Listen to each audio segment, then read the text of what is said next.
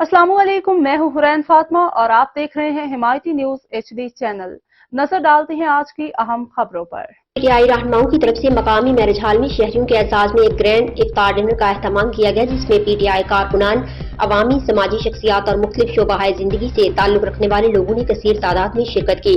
तकरीब में साबिक स्पीकर कौमी असम्बली हामिद नासिर चट्ठा, पीटीआई के हल्का PP 36 से उम्मीदवार फयाज चट्ठा, मोहम्मद अफजल चीमा, मुकद्दस अली चीमा, आसिफ कलील, सीनियर सहाफी महमूद अहमद खान लोधी, सदरबार राना खलील अहमद खान, सदर Insaf lawyers forum Waqas Afzal Chattha, senior नायब सदर अहमद फराज खान लोधी, एडवोकेट फैसल करीम भट्ट, एडवोकेट सदर प्रेस क्लब ख्वाजा वकार कमर, बिलाल अहमद खान लोधी, अदनान भट्ट, सैयद अली अब्बास शाह, नवाज अहमद मुगल के अलावा सैकड़ों अफराद ने शिरकत की।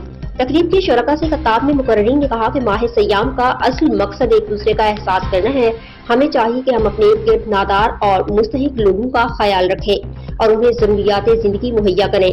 रमजान का मुबारक महीना नेकियां समेटने का है, लिहाजा हमें इससे भरपूर फायदा उठाना चाहिए।